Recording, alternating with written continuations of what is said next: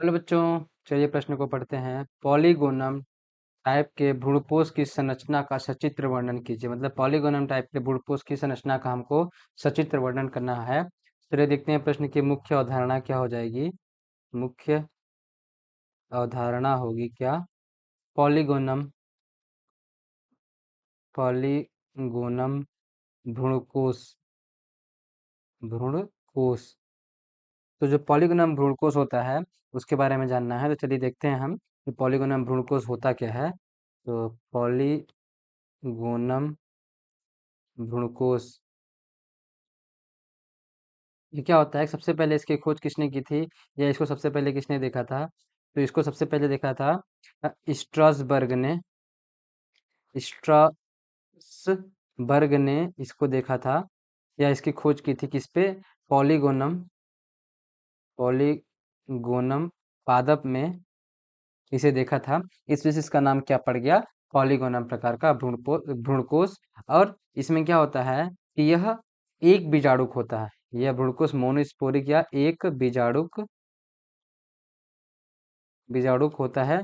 क्यों? क्योंकि यह एक गुरु बीजाणु द्वारा विकसित होता है। एक गुरु बीजाणु द्वारा विकसित होता है, विकसित हुआ है।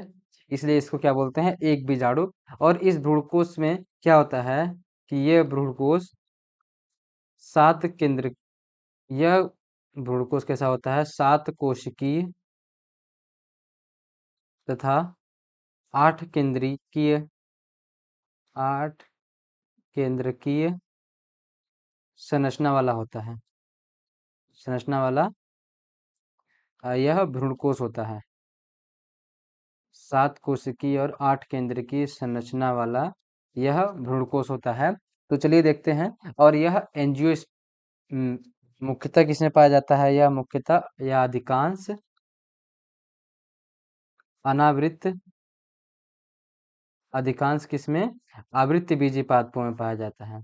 किसमें? अधिकांश आवृत्त बीजी पादपों में यह पाया जाता है। चलिए इसकी अब संरचना देख लेते हैं। इसकी संरचना कैसी होती है कि इसकी संरचना इस प्रकार होती है कि इसकी जो होता है 3 कोशिकाएं जो होती हैं वह ऊपर की तरफ होती हैं। और यह ऊपर का भाग क्या होता है? इसको क्या बोलते हैं हम? निभाग सिरा। निभाग सिरा। और नीचे का तरफ क्या होता है? बीजांड द्वारी सिरा। क्या नीचे का होता है? बीजांड द्वारीय सिरा। बीजांड द्वारीय सिरा।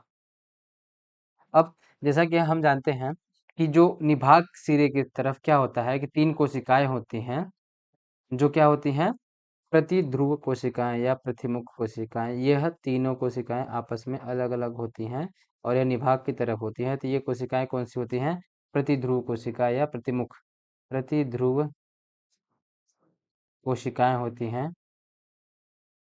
और 3 कोशिका क्या होती है? नीचे की तरफ होती है, जिसमें से एक दो नीचे होती हैं और एक थोड़ा सा ऊपर होता है।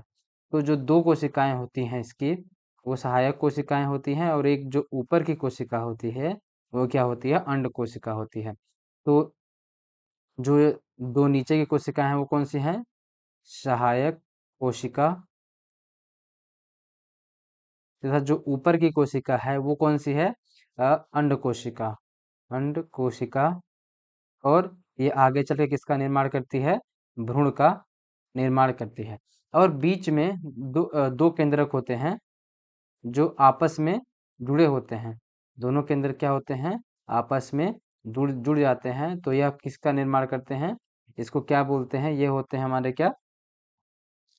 पूलक ध्रुवीय ध्रुवीय केंद्रक होते हैं, या ध्रुवीय कोशिका बोल सकते हैं, या इनको क्या बोल सकते हैं? ध्रुवीय कोशिका। या ये क्या होते हैं? द्वितीयक केंद्रक। द्वितीयक केंद्रक। और यही आगे चल के क्या करते हैं? जब जब इनमें त्रिक संलयन होता है तो यह किसका निर्माण करते हैं? यह निर्माण करते हैं किसका? भ्रूण कोश का, जो परिवर्धित होते हुए भ्रूण को क्या करता है, भोजन प्रदान करता है या खाद्य पदार्थ प्रदान करता है या पोषण प्रदान करता है। और ये किसकी संरचना है, यह संरचना है भ्रूण कोश की संरचना है ये। तो आशा करते हैं आपको दिए गए प्रश्न का उत्तर समझ आया होगा। धन्यवाद।